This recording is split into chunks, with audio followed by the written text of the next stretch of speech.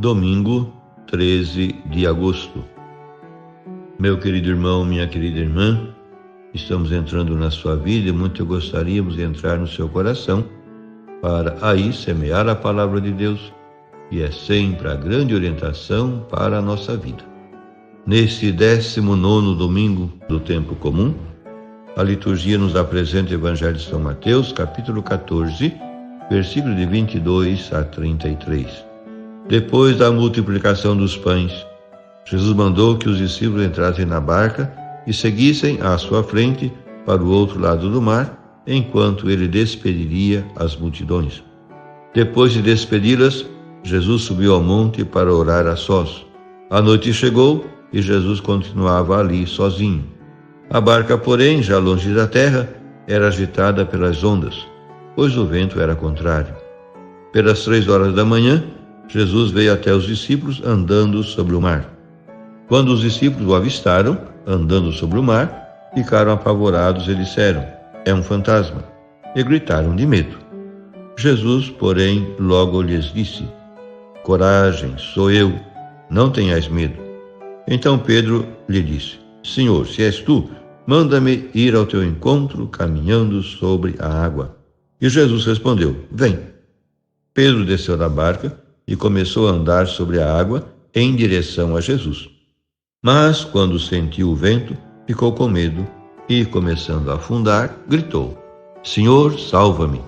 Jesus logo estendeu a mão, segurou Pedro e lhe disse: "Homem fraco na fé, por que duvidaste?"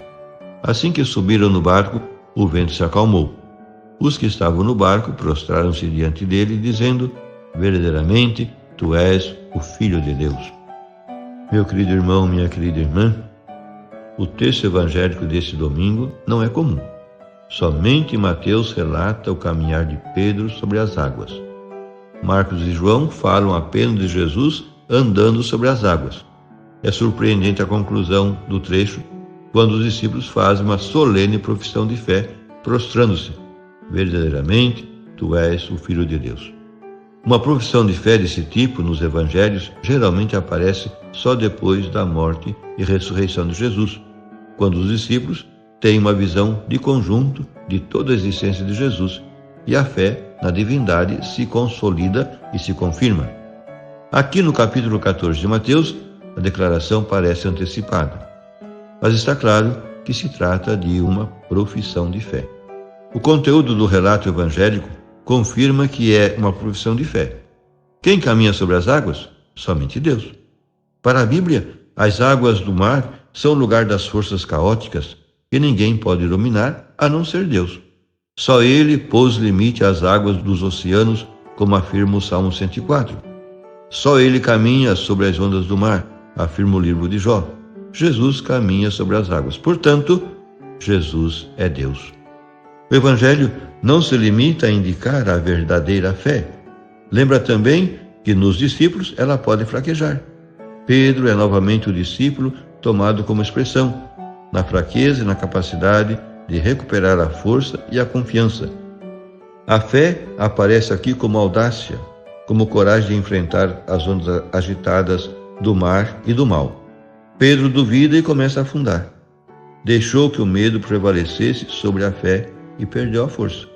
Nossa vida muitas vezes parece um barco no meio de ondas agitadas por forte ventania, desajustes familiares, infidelidades, brigas, ódios entre as pessoas, falta de amor e de partilha, desemprego, injustiças, violências, drogas, doenças, incertezas. Diante disso tudo, muitas vezes corremos o risco de afundar como Pedro. Então, também como Pedro, somos chamados a dizer: "Senhor, salva-me." A barca dos discípulos agitada pelas ondas é símbolo clássico da igreja agitada por perseguições externas e conflitos internos. A igreja vem atravessando séculos e milênios, vencendo as ondas e as agitações, porque Jesus está com ela e tem poder de acalmar as tempestades. Por fim, rezemos. Deus eterno e todo-poderoso, a quem ousamos chamar de Pai, dai-nos cada vez mais um coração de filhos para alcançarmos um dia a herança que prometestes. Por Cristo nosso Senhor. Amém. E a você, meu querido irmão, minha querida irmã, que me acompanhou neste encontro com a Palavra de Deus, desça sobre ti a bênção de Deus Todo-Poderoso, Pai, Filho e Espírito Santo. Amém.